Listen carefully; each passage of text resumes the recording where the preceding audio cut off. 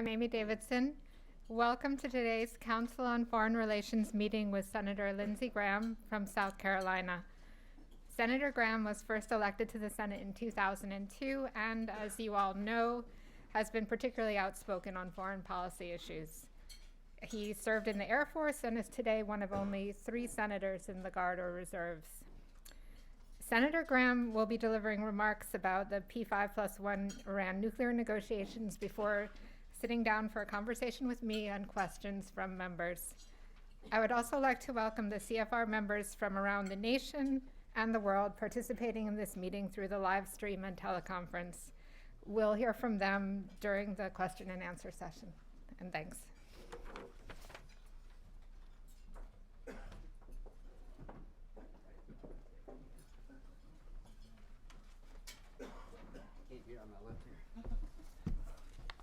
Good morning. You couldn't be with Ted this morning, I take it? I'm getting the leftovers. How about a round of applause for the Council on Foreign Relations and all the contributions Richard and the gang make to a robust discussion about foreign policy. If you're interested in foreign policy, your ship is in. If you have an institute talking about how to save the world, then it's a good year to be fundraising. I want to talk to you, because you're going to need every dollar you can find. I want to talk to you very quickly about Iran and just sort of a general construct that I'm trying to come up with myself. 15 minutes, if you had 15 minutes to explain the world's situation, it'd be very difficult. Do you agree? I don't think you could get all the countries in. Iran. At the end of the day, the P5+1 is trying to accomplish what I think would be a good thing: controlling the nuclear ambitions of the Iranian regime, ending their nuclear ambitions with a diplomatic solution. Do you all agree would be good for the world? Yeah. Let's start with a general proposition here. I want audience participation. It makes it more fun for me. How many of you believe the Iranians in the past have been trying to build a nuclear bomb, not a peaceful power program? Okay, so we start with the proposition they're liars. I think to conclude otherwise, you probably shouldn't be allowed to drive in New York if you really thought they were trying to build a power plant. One, I don't know why you want to drive in New York anyway, but the bottom line is I think that's the proper construct to take. So the first thing you got to realize is the guy and person sitting across the table from you have been trying to do something they say they haven't been trying to do. How many of you believe that the reason they want a nuclear weapon is to ensure regime survivability? Yeah, most people. I got one yeah and a lot of hands raised. From their point of view, I think they're kind of nuts, but they're not crazy. That's not a bad place to be for the regime. The North Korean model's working pretty good, right? You got a guy whose grandfather was born inside of a mountain, and it's working for them. His dad played 1 round of golf and had 9 holes in one. That's when the North Koreans lost me. I was with them up until then. So we laugh about a pretty out there regime having nuclear weapons. The reason none of us laugh with the Iranians is because the ripple effect of a nuclear-capable Iran would be enormous. Do you agree? When I look at a problem, I try to take the worst possible outcome off the table. And to me, the worst possible outcome in the Mideast right now would be a nuclear arms race in the Mideast. Does that make sense? They're doing a lot of damage to each other and the rest of us without nuclear weapons. So the construct goes like this. A good deal with Iran would be a blessing. It would bring to a close what I think would be an incredibly dangerous moment in world history: a nuclear arms race between a theocracy in Iran and Sunni Arabs who feel like they cannot live in peace and prosperity if the Iranians had a nuclear capability to hang over their head, to hold over their head. So how do you prevent that? The nature and the quality of the deal will shape world events more than any single event that I can think of. This is the most consequential decision that any administration, world organization, group of nations will make in my lifetime. I believe that. Where are we headed? I don't know the details, but let's just assume for a moment that some of the press reporting is accurate, which is a leap, but we'll assume that. If it is thousands of centrifuges, then you're going to have a problem with Sunni Arabs. The UAE signed a 1-2-3 agreement to build a nuclear power program without enriching. There are 15 nations on the planet today have peaceful nuclear power programs that don't enrich uranium. Canada and Mexico. We've been urging some of our closest allies to have a nuclear power plant program but don't enrich. Here's the question for us. If we make an exception for the Iranians, under what theory would we make that exception and what would be the consequence? I can understand to a point an enrichment program in the hands of the Iranians, and let me outline what I think would be acceptable. This whole negotiation started over the idea of the Iranians having a nuclear enrichment capability so they're not trapped by the world at large. They have the dignity or whatever comes from being able to produce your own fuel to supply one power plant. What are the practical needs of any nation when it comes to providing an enrichment capability to service one nuclear power plant? If that was the original goal, have we moved from that goal? I'm by no means an expert in nuclear enrichment, but the people that I do rely upon to advise me about such matters tell me that hundreds of centrifuges, rudimentary in nature, probably get you to where you want to go if your goal was to produce commercial grade fuel for one power plant. So let's evaluate that deal in terms of how this whole negotiation started. The negotiation started to dismantle their program. 2006 resolutions by the UN call for the dismantling, suspension of enrichment, and the removal of highly enriched uranium. We're so far to the left of that resolution, it's a bit scary. As the P5+1 talks have evolved over time, we've left in our rearview mirror the concept of dismantlement, and I think we've forgotten what started this whole process, giving them the ability to enrich solely for peaceful purposes for one reactor. At the end of the day, the new goal is to lock in a program where it would take 1 year for them to break out. The question for the rest of us, will that sell to the Arabs and the Israelis? How many of you believe that 6,000 centrifuges with a year breakout as the goal will sell to the Arabs? How many think it won't sell to the Arabs? So we'll end where we started. If the goal is to prevent nuclear proliferation, maybe we have not achieved that goal if in fact we lock in place thousands of centrifuges. As to the heavy water reactor in Iraq, that doesn't fit in anywhere that I can see in terms of civilian nuclear power program for peaceful purposes to supply one reactor.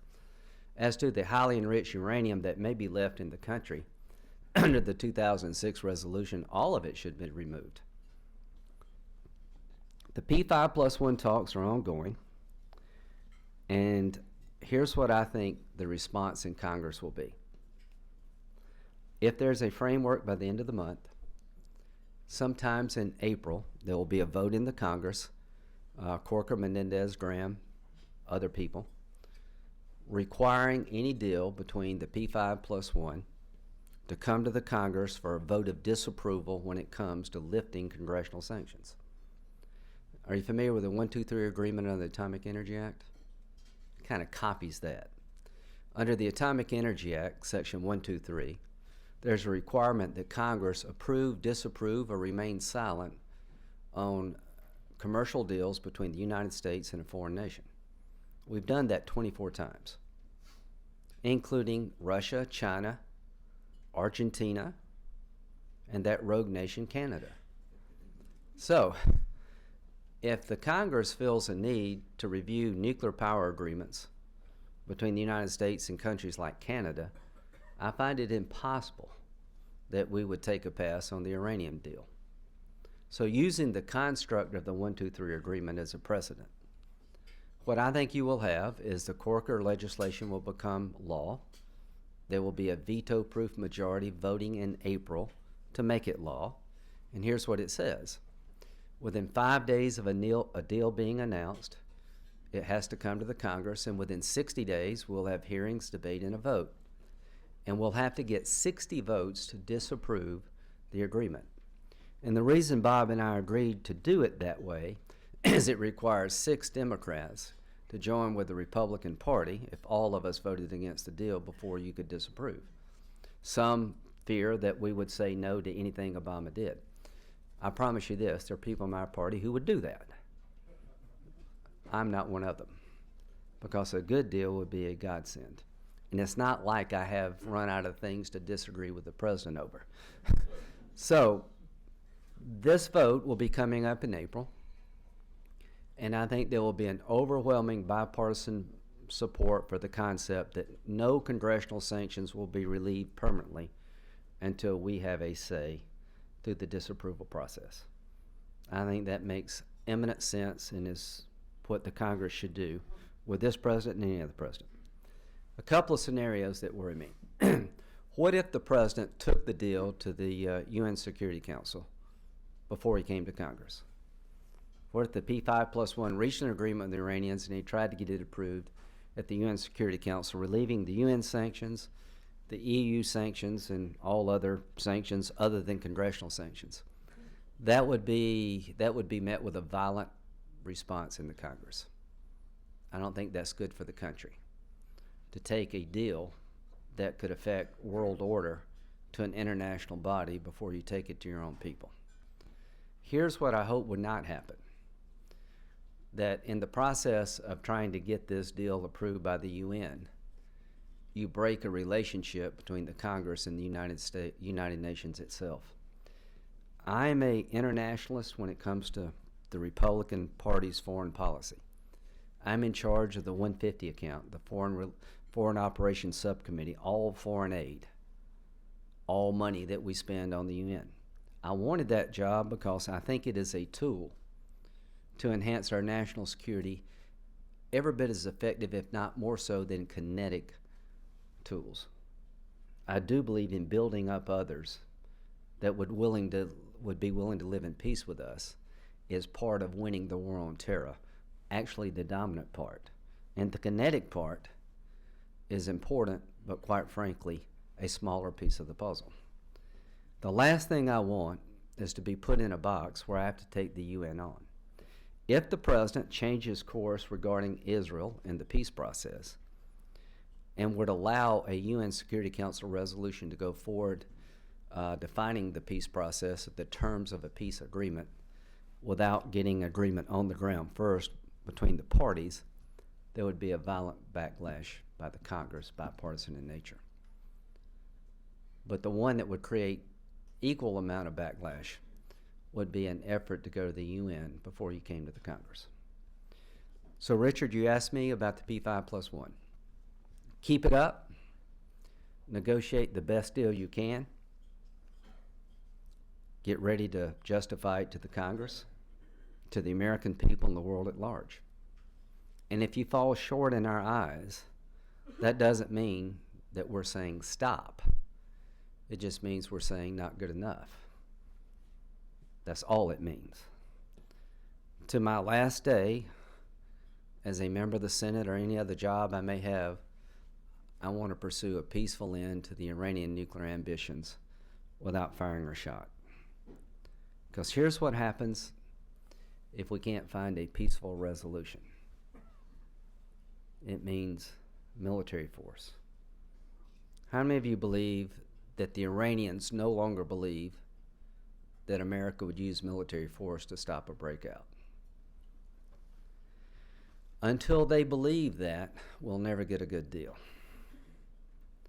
So somebody's got to reset the table in that regard. And I tell my colleagues, if we ever had to cross the Rubicon of using military force to stop a nuclear breakout by the Iranians, then you're opening Pandora's box. They could strike us in the Gulf. They could do a lot of damage, and to the business people here, radical Islam in general is bad for business. But it would be a great upheaval. If they acquired a capability, it would be emptying Pandora's box. Those are your choices. If you can't get a negotiated settlement, I prefer not to have to pick between those two. What are the two holdups? The Iranians are going to demand immediate sanction relief, and I hope we'll say no. Until the IAEA verifies what they've been doing in the past, I think it would be ill-advised to relieve the sanctions. They're going to ask for a research and development capability. That scares the hell out of me, and I hope we'll say no. If they demand immediate sanctions relief, the deal probably falls. Then we'll be in no man's territory. No, just we don't know what will happen next. And that's the most dangerous time. Because that's when they're most out. Whether they believe that Obama would use force to stop their breakout after drawing the red line with Assad, I doubt it. Whether they believe that P5+1 would do it as a group, I doubt it after the way we've handled Russia and the Ukraine. But here's the one thing I believe they don't doubt, that Israel, if they had to, would. And the question for us is, Israel decided to engage militarily to stop what they perceived to be a breakout, what would we do? I think it's in our national security interest to let the Iranians know that we would be with Israel, because the Ayatollahs will have to recalculate.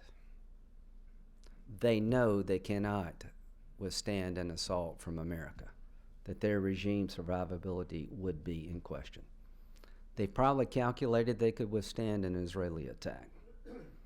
If they believed America would come behind Israel if Israel had to attack to prevent a breakout, I think it changes the entire equation in a way more likely to get a good deal.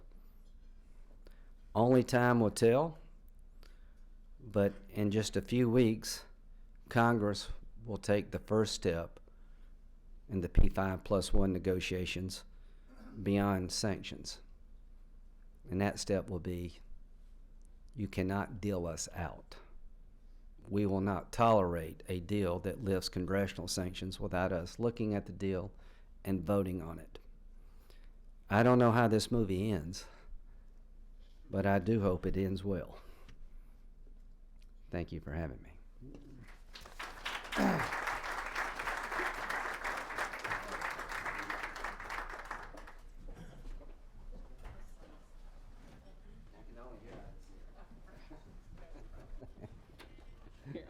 Thank you.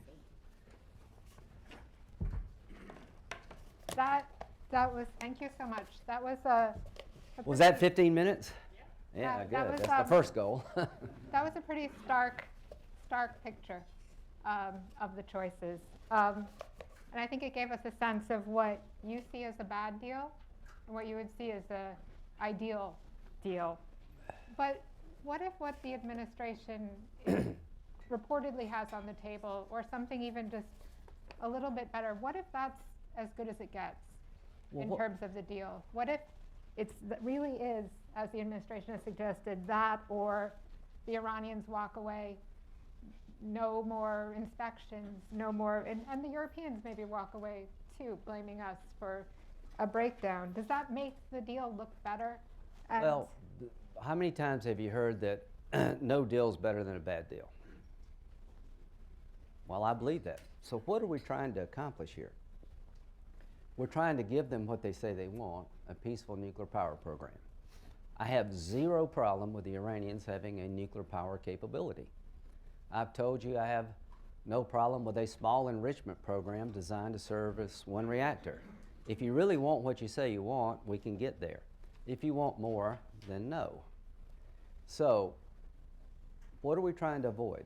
A bad deal is a deal that leads to a nuclear arms race in the Mideast. So who am I going to ask, is this a good deal? I'm going to ask experts because our national security is very much at risk, but I'm going to ask people in the region.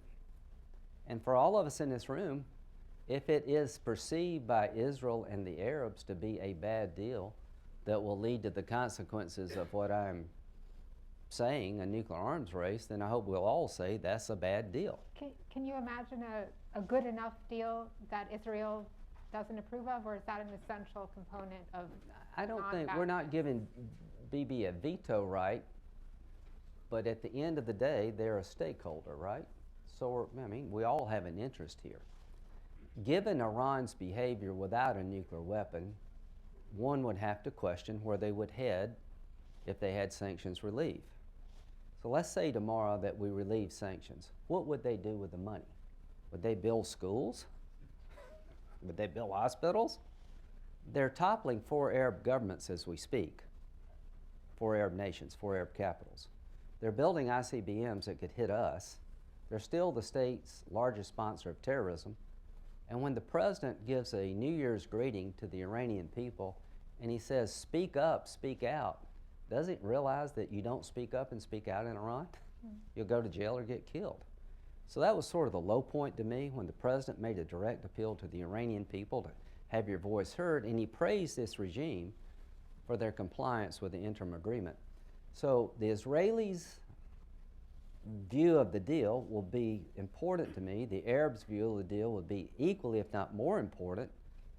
And at the end of the day, there is a way to give them what they want, if that's all they want.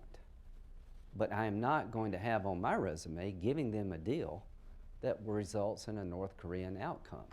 Why do they need 6,000 centrifuges if their whole goal is to have a peaceful nuclear power program? Now, you talked about the Rubicon for military action, kinetic action. Mm-hmm.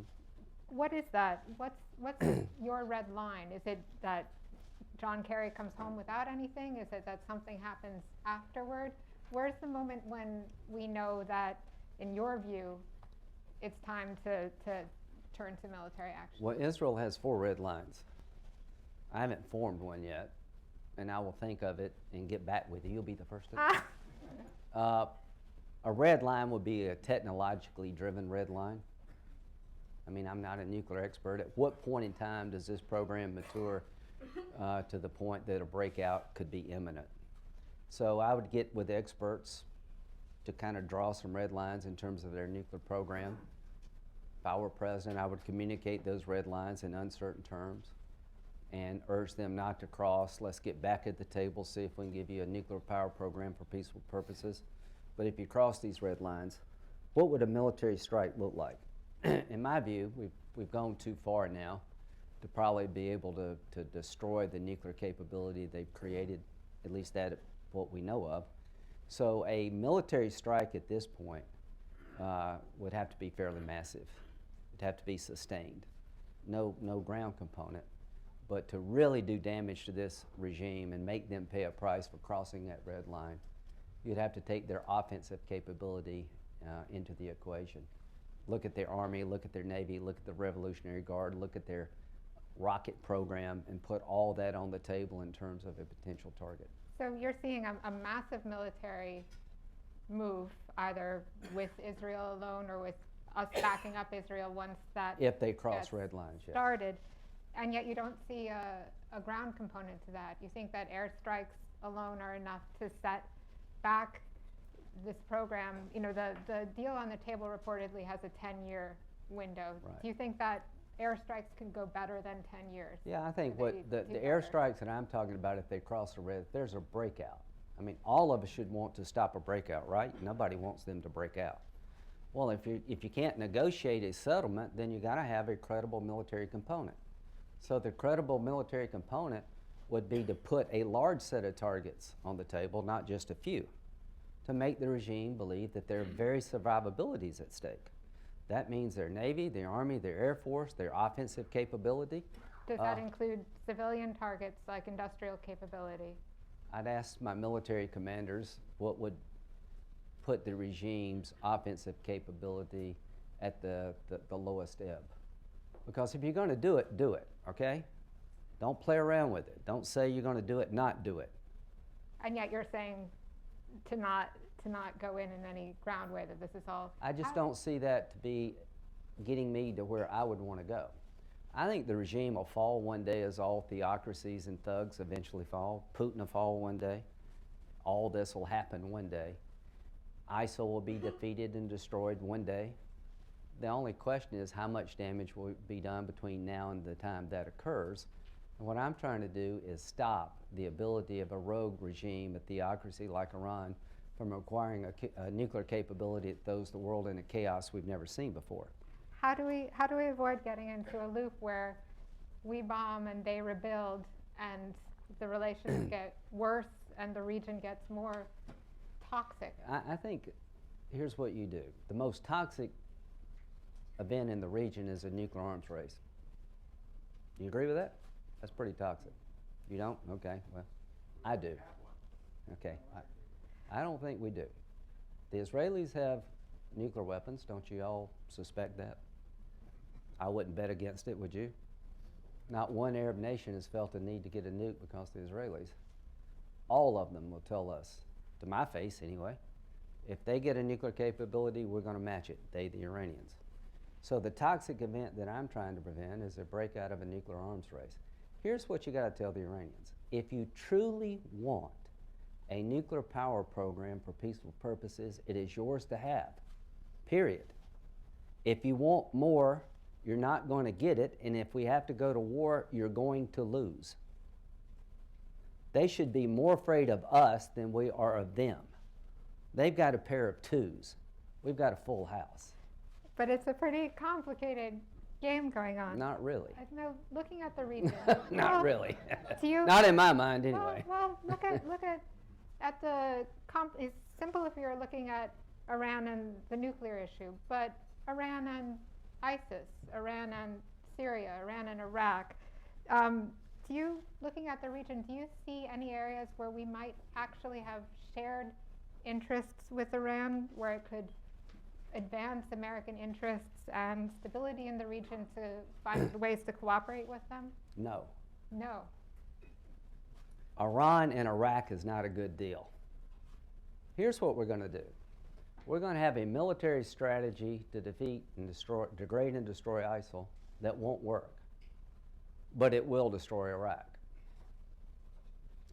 This is amazing you come up with So you think it's a bad thing that I think it's a horrible thing. Fighting ISIS? Yes, because you're destroying the ability to put Iraq back together again. To degrade and destroy ISIL, do you agree you eventually got to deal with Syria? Does that make sense? An Iraq alone engagement will not degrade and destroy ISIL. Well, nobody in the Arab world is going to go in on the ground in Syria just to fight ISIL. I just got back from the Mideast. The Emir of Qatar told me he'd pay for the war. The intelligence minister in Saudi Arabia said that you could have our whole army with the understanding you take Assad down too. No Arab coalition is going to go into Syria and leave Assad in charge when it's all over with, because that gives the place to the Iranians. So that's where it all falls apart. So when you train the Free Syrian Army, which we're trying to do, great. We're going to train 5,000 of them. Well, they're recruiting more than 5,000. You send these guys in to fight ISIL, and there's a contract. They got to say they'll only fight ISIL. Well, that's not going to work because Assad's killing their whole family. So they go in on the ground, they take on ISIL, and Assad says, hey, these guys will turn on me one day. Let's bomb them now before they get too strong. Under the authorization to use military force, I asked this question. Could we stop the air attack to protect the people we trained? And they said no. So under this authorization to use military force, you're training people to go on the ground in Syria to take on ISIL. You have Assad who's surely going to kill them before they get too strong because they'll turn on him one day. We can't protect the people we train. That's immoral and militarily unsound. So this whole effort to degrade and destroy ISIL is a sham. It's really an effort to take them on in Iraq, do some damage to them in Syria, and pass it on to the next president. Here's what I think the big damage is to this strategy. By having a vacuum of American leadership in Iraq, you're allowing a ground engagement of Tikrit to be led by the Soleimani, the head of the Revolutionary Guard. How does that help us advance the cause of building Iraq back together again?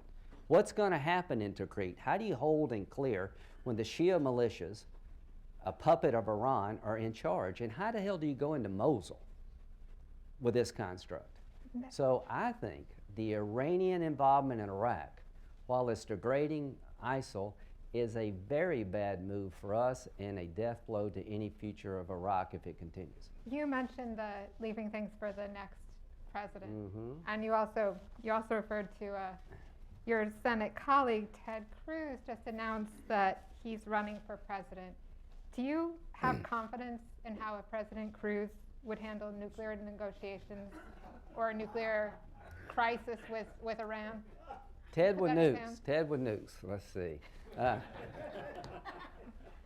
I don't know what Ted would do, but he should come up here and answer these questions, don't you think? You're figuring out what I would do.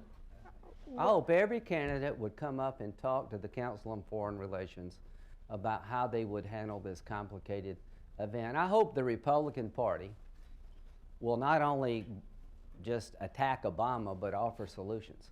I think leading from behind is a disaster. I think leading from the front is required. From a cost-benefit analysis, when we give up the role we've been dealt in the world of being the leader of the free world, it costs us more over time.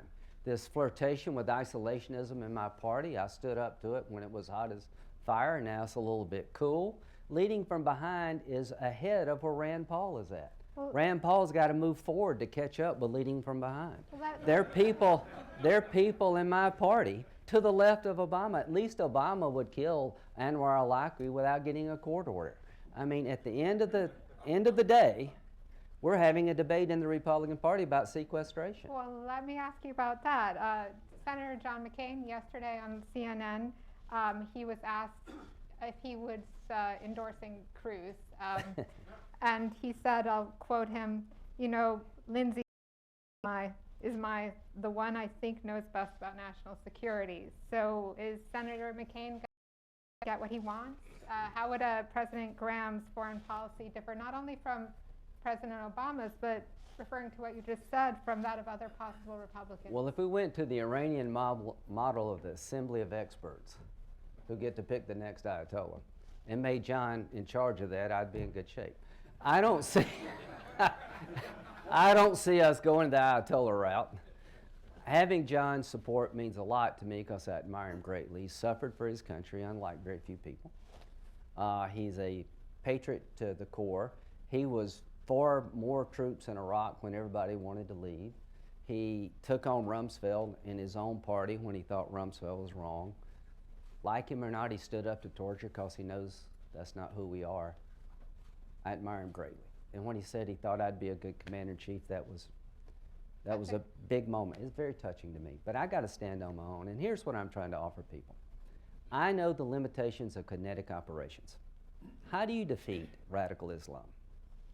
The first thing you do is keep weapons of mass destruction out of their hands. Goal number one. The only reason 3,000 people died in this city and other places in America on 9/11 is they couldn't get the weapons to kill 3 million of us. If I were president, the centerpiece of my presidency was to prevent that marriage from ever happening. They're large, they're entrenched, and they enjoy great safe havens, and they're rich.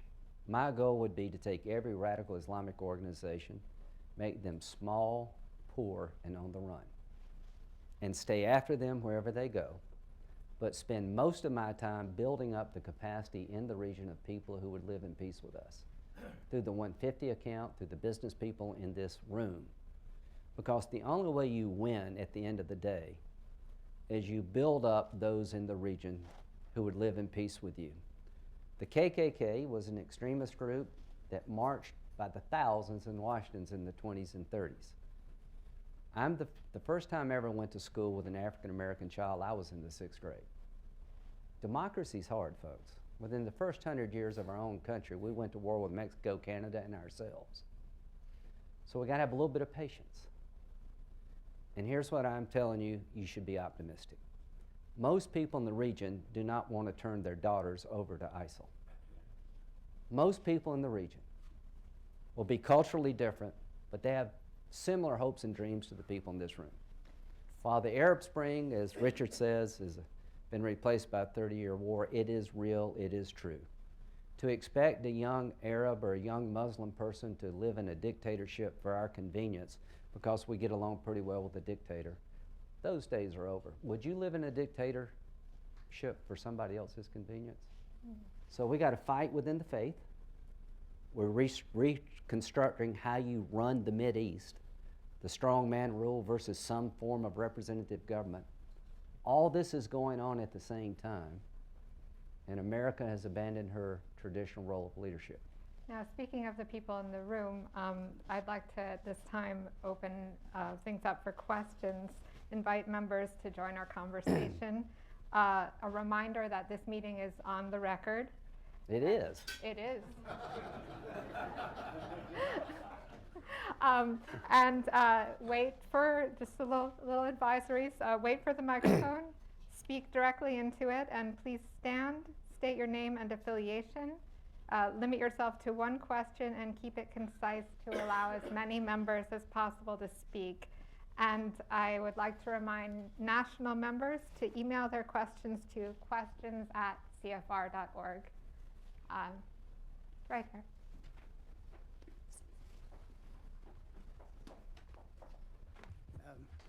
Thank you for your remarks, Senator. My name is Roland Paul. I'm a lawyer. I was in the U.S. government twice, one of which was on the Hill. And certainly your comments were very specific and moving. But in advocating military action against Iran, there was one group of targets that you didn't address, I don't think, and I would welcome knowing that, and that's the centrifuges themselves. If I understand, they're in hardened sites, and it would take what you might call extraordinary ordnance to get rid of them, unless you had a full-scale invasion, which you also speak against. There are many ways to stop nuclear ambitions. An air campaign, we have some technology could disrupt their operations. What I would do is just sit down with the military and say, here's my goal. My goal is that they're about to break out. Let's stop them and make them pay a price so they'll never want to do it again. Let's take as much of their infrastructure out as possible when it comes to their nuclear capability. But when it comes to their ability to wreak havoc on us in the region, let's take as much of that out as possible. Let's make sure that their Air Force, their Navy, and their Army is a shell of its former self. And let's be ready to respond when they hit us, because I've tried to avoid this day, but this day is now here. And I told them what I would do, and I want to make sure they understand I wasn't joking. So your point is well taken, and the point I'm trying to make is, if that day ever came, and I hope it would not, they would not want that day to come.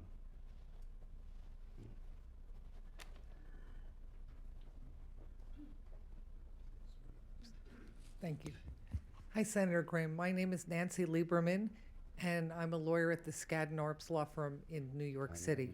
My question to you is, because I don't have much hope that President Obama is going to listen very, well to whatever passes in the Senate. If it really got to the point where the Israelis had to take action, do you at all think that they would form a coalition with al-Sisi in Egypt and the Saudis and others, in a way that would be unprecedented, because we've never seen anything like it?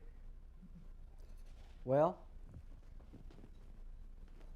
President Obama probably deserves a prize for the following: bringing the Arabs and the Israelis together like nobody in history. They've got two common enemies now, ISIL and Iran. Do I envision a joint military strike with the Israelis and the Arabs? Probably not.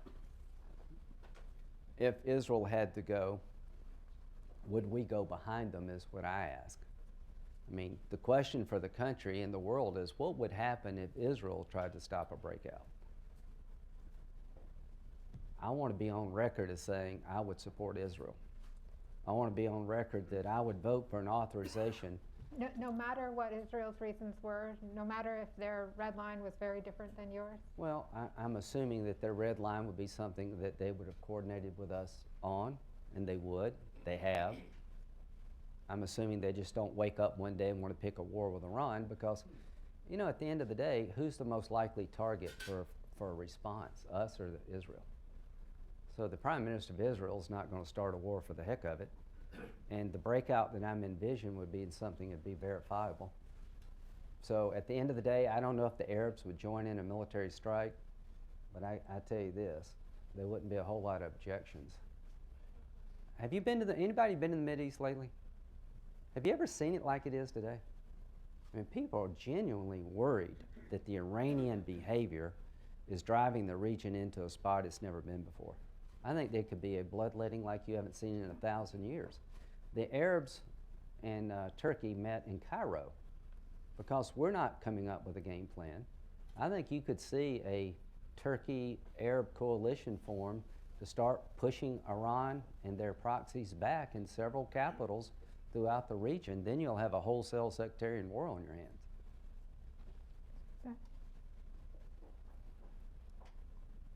Hi, Senator Graham. Marty Gross. Good to see How you you. doing? Could you clarify two things?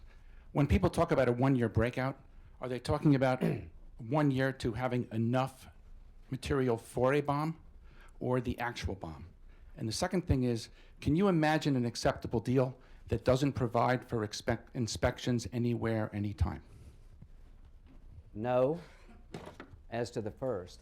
The 1 year breakout time, I've asked that same question. It's a really good question. To assemble the bomb is a different process than to create the material.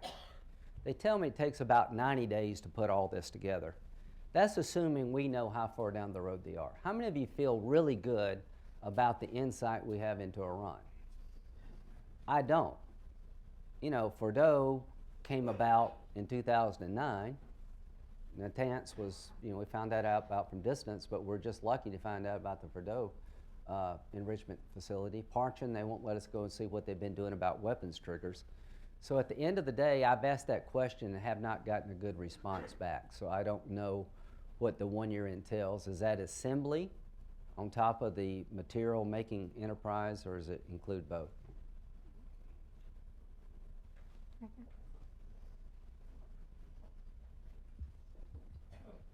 Senator Stanley Arkin, I'm a lawyer. It'd be hard to get a lawyer today in New York. Oh, there are too Oh, many there. lawyers. Many too many lawyers. But also many too many nuclear warheads. There are 160 in Pakistan, which I'm sure you will agree, all raise your hand, is not a stable government. And you have, I don't know how many in India, which is somewhat stable, but not entirely trustworthy in certain areas. And you have the Iranians having one of the most effective intelligence services in that part of the world. What's going to stop them from buying warheads, which are already in existence, obtaining warheads which they don't have to make with their own centrifuges? You talking about the Haven't we Arabs? given any thought to that? Oh, totally. I'm not the only one to have given thought to that. You know, if you got 160, could you live on 150? Would you sell 10? I mean, if you're a Sunni Arab state and you feel out that the 1 year breakout is not a real deterrence for the day you dread the most when the Iranians blow up something in the desert and say, now we've got a nuclear capability, would you spend the time to build a enrichment program from the ground up, or just buy the damn thing? Well, can you see Iran just buying one in terms of you mentioned. I bet you this, Pakistan ain't gonna sell them one. But it's not that, I think it's not that hard to build a nuclear bomb. Well, apparently it is. I mean, that's what we're all talking about. I mean, you know, it's easy to buy one. I mean, the point he's trying to make is a good one. Would the Arabs buy the bomb rather than invest in the technology? I think that's the most likely outcome, don't y'all? And how do you put this genie back in the bottle is what I'm saying. I mean, listen, I don't have any really good options for you here other than here's the best option. Iran gets what they want. They claim they want. A peaceful nuclear power program, end of debate, end of story. I will never stand in the way of that because I don't think that's an unreasonable request. I just don't trust these guys. I think they're lying, they're cheating, and I don't trust them. And that's why I'd want intrusive inspections 24/7. My name is Herbert Schlosser. I'm retired. I used to be with NBC. During World War II, this country was united as it's never been in my lifetime. And after the war, we had a bipartisan foreign policy. We were facing the Soviet Union. They had thousands of nukes, and we did. And any accident could have really caused enormous damage, and they had proxies around the world. It was a very tough time. Yet we had a bipartisan foreign policy. In facing the issue we have with Iran and the other issues that will arise, wouldn't our country be stronger if we could reconstitute that kind of bipartisan approach? Absolutely. You and John McCain have been very willing to disagree with members of their own party in a lot of those areas in which they wish to move. Can both of you make an effort to try and reconstitute that kind of policy? Obama is not going to do it. There has to be a concerted way to do it for the good of the country. Well, that's like a really good question. Let me give you my take on it. I think there's a bipartisan movement within the Congress that I haven't seen before on foreign policy. Obama and Clinton were all over the invasion of Iraq. That's why Obama won the primary. You know, she voted for it. He said he wouldn't. That was not a very good bipartisan time when it came to the invasion of Iraq. The invasion of Iraq, you can say, was a mistake. I understand exactly where you're coming from. John took on Rumsfeld to his credit. Leaving Iraq the way we did, I think, was a mistake. That's all in our rearview mirror. You know, the low point for me, sir, was when I went to the White House on Labor Day 2 years ago, I guess it was. The president called Senator McCain and myself. I'm in a primary. I got 6 opponents, from mildly disturbed to like really crazy. So I got 6 Tea Party type opponents who are all over me for talking to a Democrat about anything and accusing me of wanting to, you know, invade Switzerland because they got holes in their cheese. So it is just, you know, I'm an interventionist, I'm a warmonger, you know, I'm a sellout, I voted for Sotomayor and Kagan, it goes on and on and on. So the president calls in the middle of this process and John says, we got to go, and I says, yeah, you're right. So we met with Susan Rice and the president in the Oval Office about Assad crossing the red line. And we agreed to degrade Assad's capability, upgrade the Free Syrian Army, and change the momentum on the battlefield. We get out in front of the Oval Office on the driveway. We stand by the president. Boehner, to his credit, said, count me in. Then between then and like Friday of that same week, Monday to Friday, the decision to go to Congress came about, and I've yet to receive a phone call. My numbers went in the toilet. Our man Ted and others said, you can't agree to this, you know, you become the Air Force for Al-Qaeda. The left and the right came together saying that a Syrian intervention was ill-advised, and now we see what happens because we didn't do it. So how do you go forward?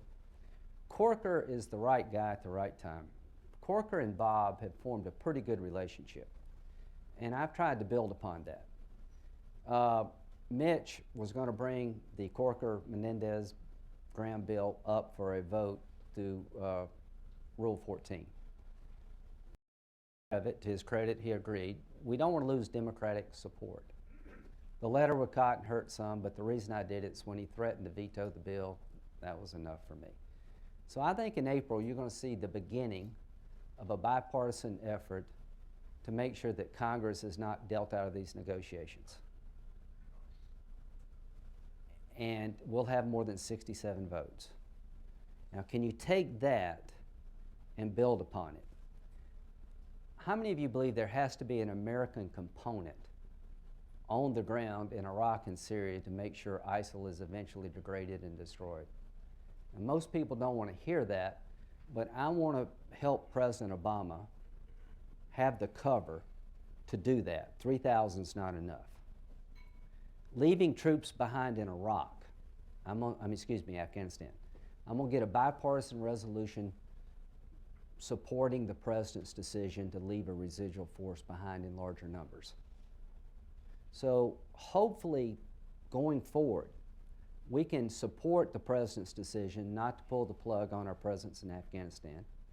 Hopefully, going forward, we can start giving the president support to continue to negotiate with the Iranians, not just saying no to the deal, but urging him to go back with some ideas to what we think would be a good solution.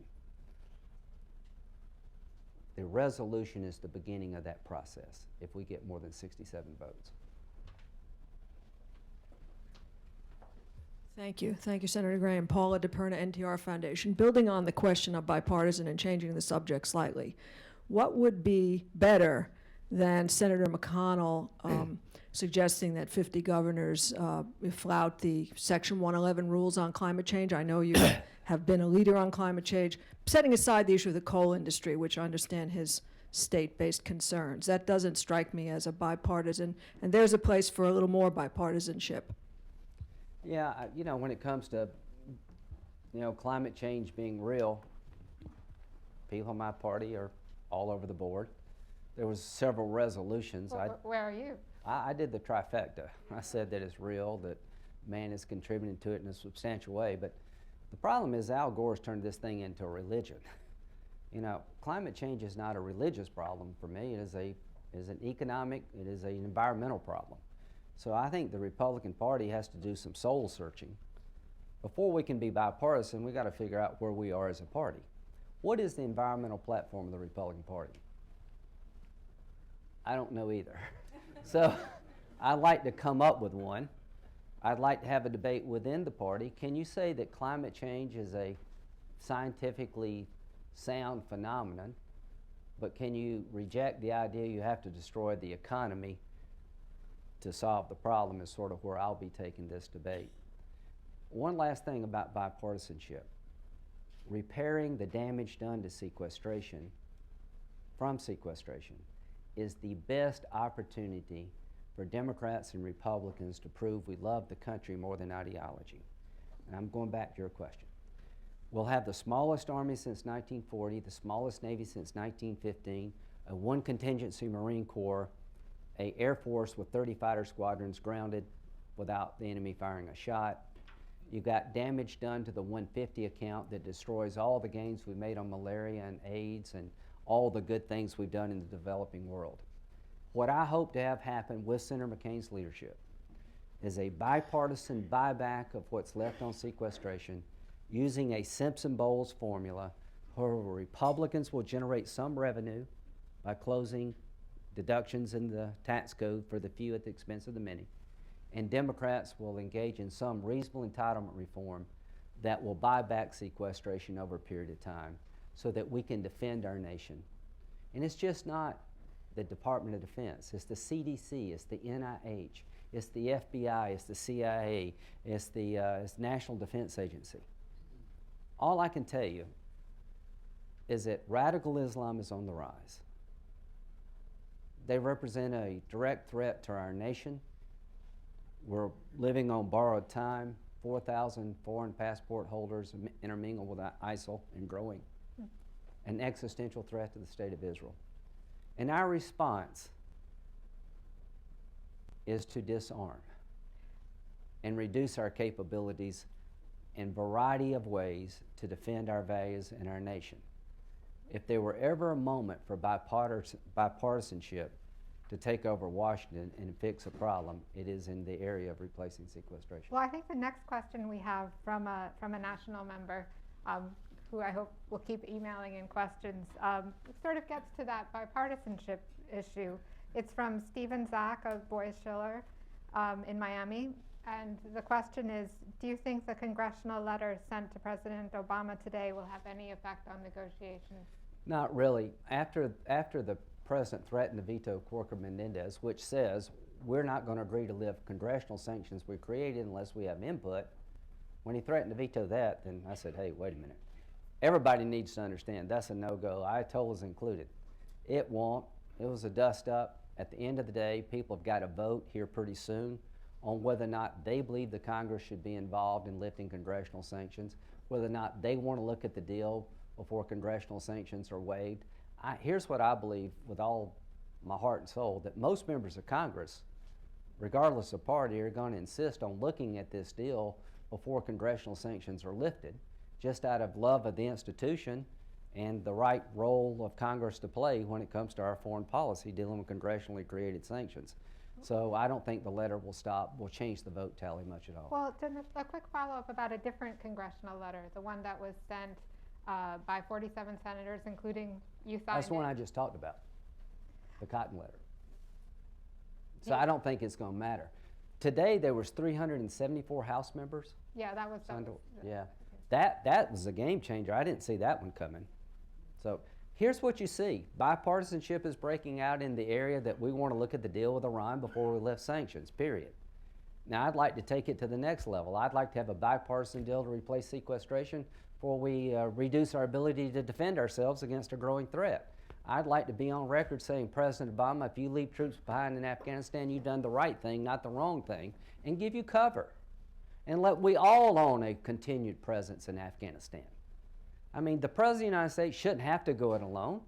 I don't mind being on the record saying, these are responsible decisions to make. I'll lead that effort because we're all in this together when it comes to foreign policy. The one thing I can tell you is that ISIL sees no difference between Lindsey Graham and Chuck Schumer, and they may be the only people on the planet that see no difference. But in their world, we're just as bad. We believe in the idea of speaking your mind, worshiping God on your own terms, if you want to worship at all. People have no idea, in my view, of the level of threat we face because the president's not educating the public. They get it at a basic level, but do people really understand that we're going to have to go back to the Middle East with ground troops? Of course you are, if you're serious about defending this nation. What follows the day that we get them out of Syria? Do you have any idea how much money it's going to take to rebuild Syria? 220,000 people have been slaughtered. The country has absolutely been raped. And to rebuild Syria is going to take billions of dollars and at least a generation.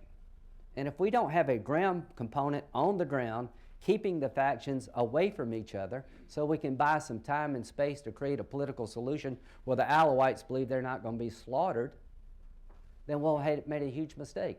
Once we drive them out of Iraq, if we can ever get there, to rebuild Iraq is going to take us in the middle because we're the ones that everybody seems to somehow trust.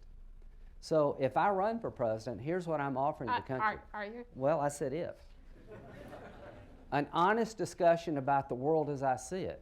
A world that cannot survive without an American presence. A Mideast in flames and the war is coming here if we don't stop it from keeping it over there. How do you keep it over there? You're going to need a forward deployed presence for the rest of my life. Creating lines of defenses, sometimes kinetic, a lot of times training indigenous armies.